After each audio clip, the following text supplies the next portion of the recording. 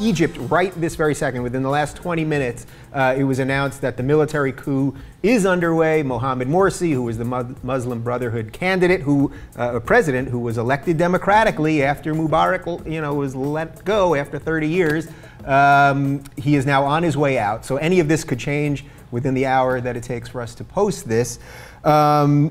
There's so many ways we can start with this thing, and it's a really, really big topic that they've basically been ignoring in the news. But so first, how should Americans even feel about this? Because there's a feeling in America, I think, that we just should have nothing to do with the world anymore. Like, we got so many problems at home that we can't worry about this. Is that a bad route to take for America? I feel like we have to worry to some degree, but it's so tricky, and I think Obama has had such a tough time knowing how much to say, how much to do, and I think he did, sort of miss. He came in a little late in that when the Muslim Brotherhood started, after they came into power, doing all these things that were not exactly kosher. Right, women's rights out the window, They weren't, he wasn't speaking up enough in time, but then there is the whole debate. This is not our country. These are not our people. Why do we as Americans say, well, we are in charge of everything and we're sort of big brother and we always get to have a say? And yeah, ironically, not our country. We gave the Muslim Brotherhood $1.3 billion last month. I'm pretty sure perhaps it could have been used for better funds. What do you think? What do you think America is supposed to, should our involvement be nothing? Are we supposed to take a side? What side are we on? Do you even know that? You know what? I think we're on our own side, as usual. I think that we're always involved in any international, affairs or disputes or anything. I think that's kind of what we're known for, why we're loved and why we're hated, to be quite honest.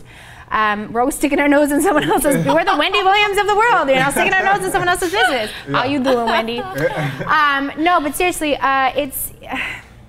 it's a hard line to walk, like you said. It's a hard balance. You don't want to be over-involved. You don't want to be under-involved. Obviously, we care what's going on there, and we have a completely different democracy. Even after they brought in this new electoral votes, all that, it still turned out to be the same ending. Unfortunately, these people took a chance. They thought that they were changing the Constitution. They thought they were changing the way, the oppression, all of that. And as it turned out, they had a guy that was worse than the last guy they just kicked out. Right, so is all of that just part of democracy's growing pains? Because it seems to me they had Mubarak for 30 years. Nobody really liked him. They weren't really free, but at least he kept some sort of order. Then they've had democracy, and that's the irony. It's like, what are we supposed to do now? Because they did democratically elect this guy, and Obama said a lot of nice things about this guy. And military coups are not comfortable things for Americans to really wrap their heads around, I think, and rightly so.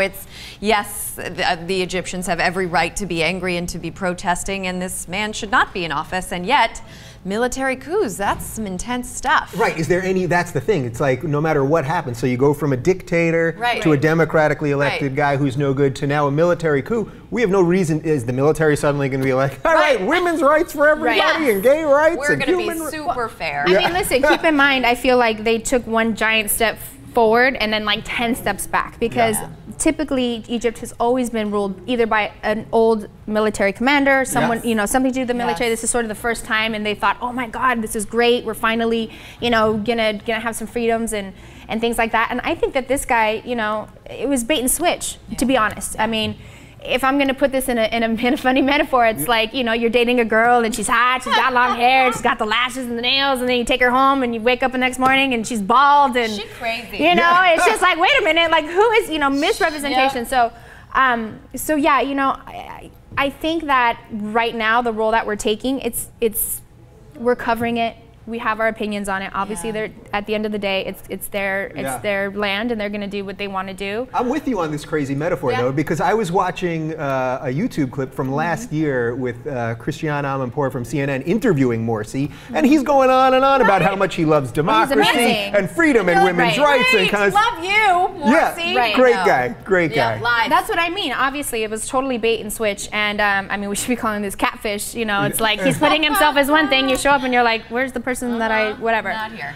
So obviously he had an agenda. He's part of the Muslim Brotherhood. I mean, that is pretty, cut and dry, and unfortunately. They were banned under Mubarak. Again, not defending Mubarak, but this was a group that was banned for being so extreme under him. So better the devil you know than the devil you don't, they say. I think we're finding finding that that, we're finding that out. All right, so last point on this. Is there some, every time when I'm watching this now, I keep thinking this is like watching a reality TV version of the 10 Commandments. That's what this feels like to me.